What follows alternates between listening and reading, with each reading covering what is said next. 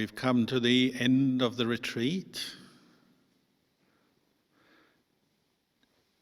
It's quite a nice thought, isn't it, that there are other people all around the world who have faith in the Buddha, Dhamma, Sangha and are practicing like ourselves. Hopefully when you think in that way, you gain strength in your practice. You realize how universal the appeal of the Buddha's teachings are, how they can help many, many people. And right through today into the evening and the night, even though the world is divided into different time zones because it's a sphere, a globe. So our side of the world gets the sun before yours does if you're in the northern hemisphere. But still, everybody in the Buddhist community tends to come together on New Year's Eve for meditation, chanting, teaching, forgiveness ceremonies. You know, these activities are being participated in around the world today, which is a very nice thought, and it's something to not overlook, the fact that there are many people in the world doing good things quietly, often unacknowledged. You know, they don't make the news headlines. And nobody will be writing a news headline that Buddha Bodhivana Monastery did a retreat today with 100 or 130 people on it, all meditating for the peace and happiness and letting go of greed, anger and delusion. You know, that's not going to make the news headlines anywhere. Because that's the kind of world we live in, isn't it? We focus on what's negative and what's wrong. And even in our retreat, you might have been doing that. We tend to try to meditate, and all we notice is that the mind's not peaceful. We've got distractions, we've got bad memories coming up, we've got complaints, we've got irritations, we've got pain in our legs, or there's something we want that we haven't got. We're just thinking about food or seeing somebody or doing something that we haven't done yet. The mind never seems to be still or peaceful, and that's what we notice. And sometimes people say, oh, I did a retreat and my mind was all over the place. Must have been a bad retreat.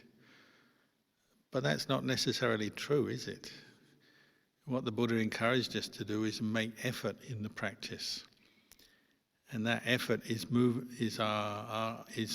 us through all kinds of problems, helping us to solve our suffering, understand it, where it comes from, let go of the causes, let go of the craving, see the attachment, let go of that.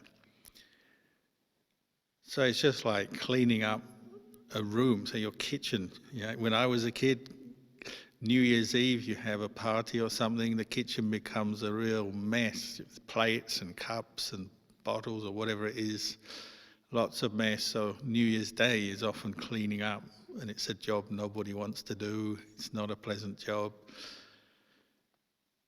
Our mind is the same, isn't it? We've gone through a whole year, this last year, since last New Year. We're now on this New Year, 2022, and our mind has accumulated many experiences. You know, physically we've changed, our health has gone up or down. Our mind has accumulated various attachments, maybe some negativity about this or that. Had some pleasant experiences, but some unpleasant experiences. When we come to sit down to do our meditation retreat, it's like we're cleaning all that up. So at first it can be a little bit challenging, and you walk into the messy kitchen and your head goes down and it's like, oh, I've got to do this job now.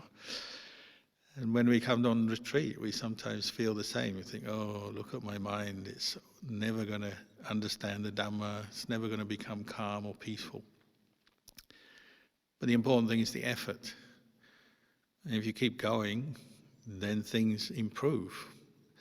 But you're learning from the very suffering, distraction, sleepiness, pain, the different things that you're encountering. You're learning from that because you're learning how you react and how to keep your mind in a skillful place.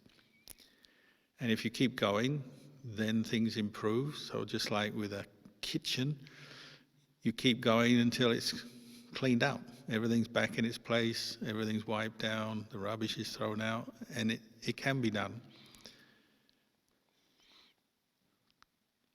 So in a way, our retreat is a time of cleaning up, cleaning up the garbage, the mental garbage of 2021, so we can start 2022 with a fresh start, with new perspectives, new energy, a little bit brighter, a little bit wiser than before.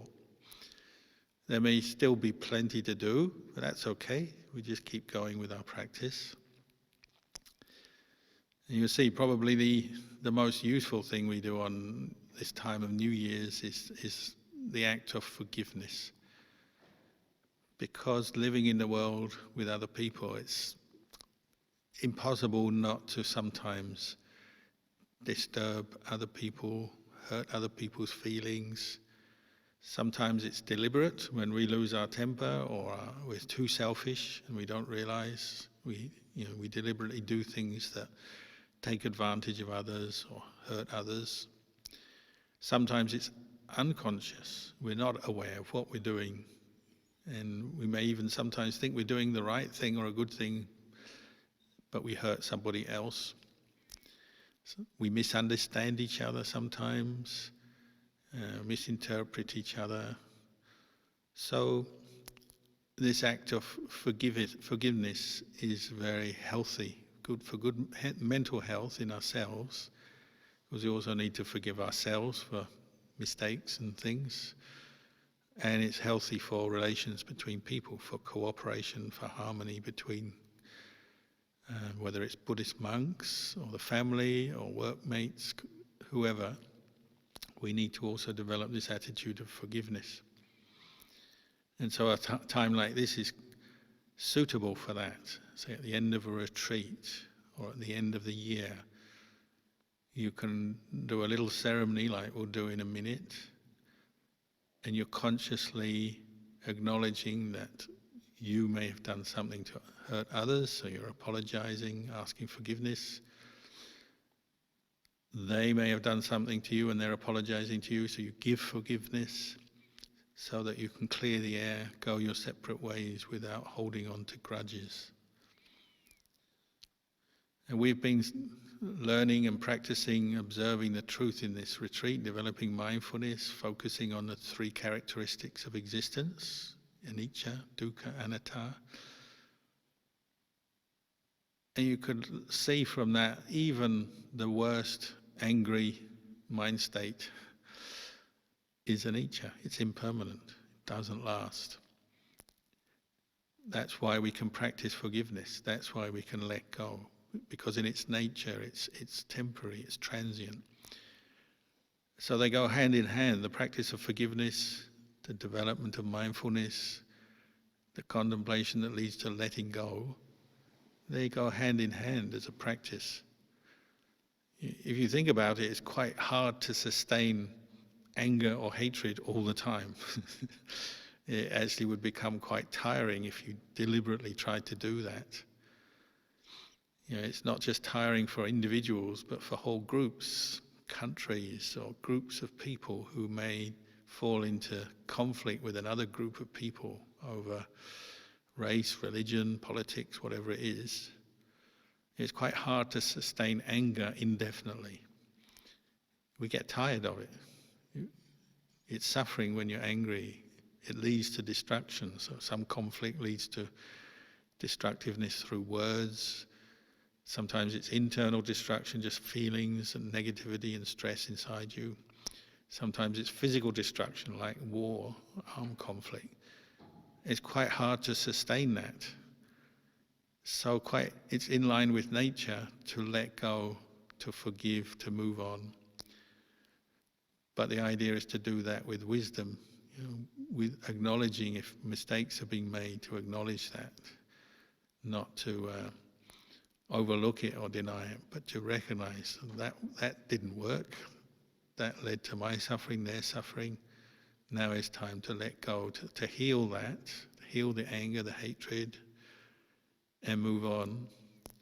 And we may have to do that many times in our life, and that's why I say in a Buddhist monastery you do these ceremonies regularly. The Buddha was teaching monks to live together in a skillful way, but also as an example to the lay community. So we can do these small practices, whether it's just a simple verbal apology or a little ceremony. We can do them from time to time to help ease and smooth our relations with other people. What's the alternative? The alternative is you keep returning to what makes you angry. The bad memory, the bad feeling, guilt, negativity, which we say it's toxin. You're just suffering over and over again, sometimes over something that happened a long time ago. Once you ask forgiveness, you're healing that and you're able to move on and you can drop it. So the Buddha said it's important for us to do this, particularly to those who have helped us, so teachers and parents. Because if we harbour anger towards, say, our parents who've helped us so much, even though we often feel it's justified, we don't agree with their decisions and the way they do things, whatever, because they've helped us so much through our life. If we hold on to a grudge, the Buddha said this is a real obstacle to progress in the Dhamma, to understanding the Dhamma. It keeps coming back, keeps bringing our mind back to this place of negativity. Same with teachers, same with people who have helped us maybe. There's maybe people in our life who has helped us quite significantly in our life, but then to turn against them and hold grudges to those who have helped us is a very powerful obstructive karma. So this is why we practice forgiveness. And at first it's difficult. If you really have gone against your parent, your teacher, or somebody important in your life, it's difficult to come to the point of asking forgiveness sometimes. We feel awkward. Sometimes the anger is so strong it just won't let us do it. So this is also why the meditation retreat is good, because you're opening up to see your own mind and you're seeing maybe what is in your own best interests. As you become more mindful, you can't help but observe it's better to let go of anger than to hold it onto it. And the ceremony is simply one thing that facilitates that.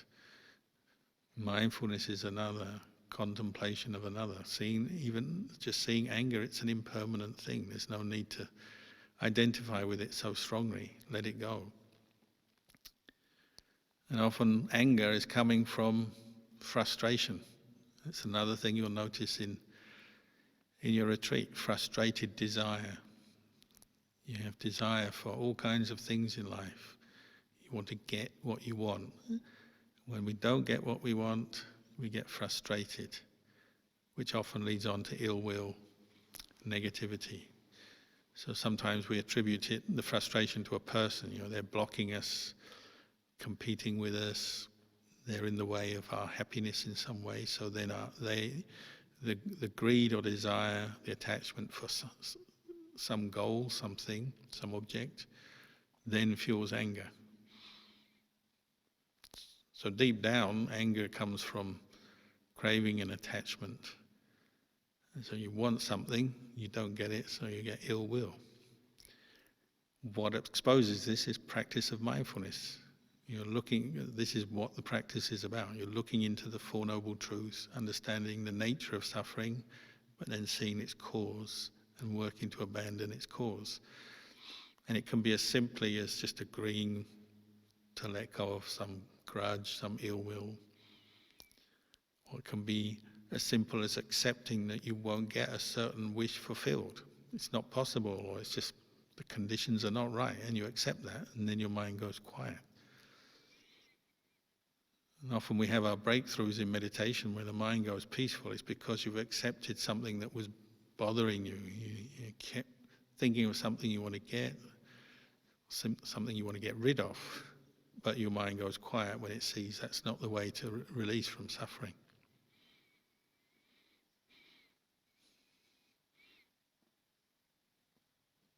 Also, you're seeing how sometimes the mind does quieten down, if only for brief periods.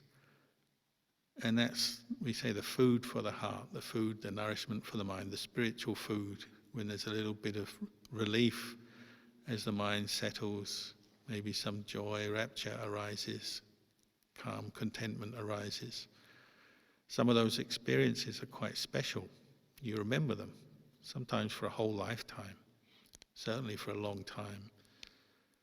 And they're giving you a new perspective on your own mind. You're saying, oh, there can be some happiness on the inside that's not dependent on external conditions or getting what you want materially or out in the world. Even letting go of your body sometimes, your mind becomes very calm with joy, and you're not too bothered by the aches and pains and the feelings coming up in your body. It gives you a new perspective, a new understanding, and you can see there's a different kind of happiness or peace that the mind can have. It's not that everything else is wrong, but you're just getting a new perspective on the kind of peace and happiness the Buddha was pointing to, where you're going beyond craving and attachment. Even if only briefly, just a moment of relief where you let go of something that you were holding on to. You feel good, don't you? When you accept something that you couldn't accept, you feel the happiness of the mind just putting down that heavy burden.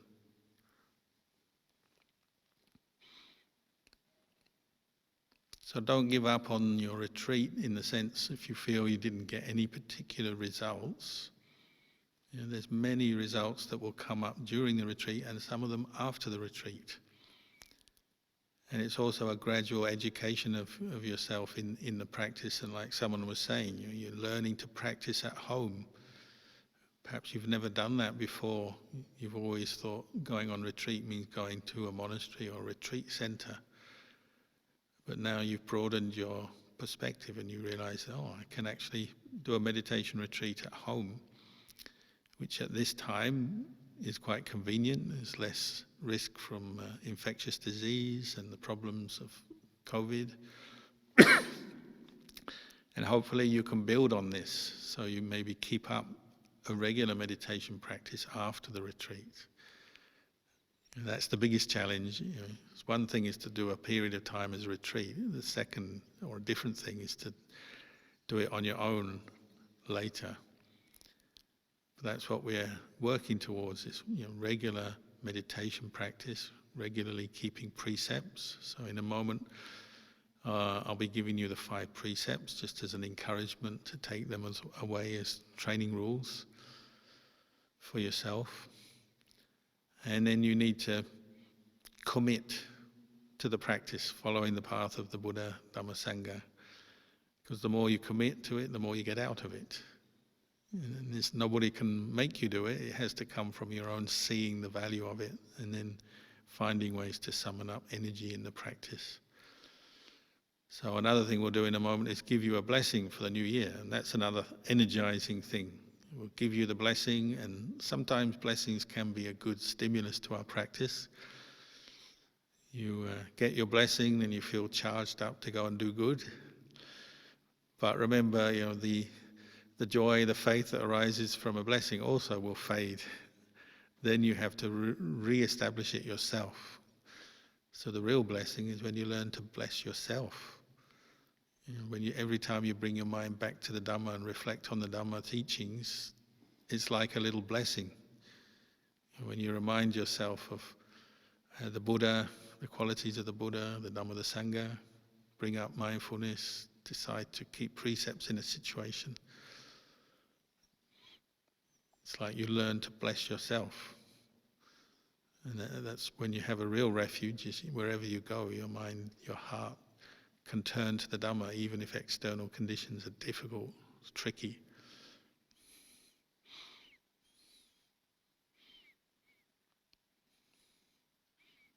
So maybe I'll just say this much for now, and we'll now have a couple of ceremonies before we finish.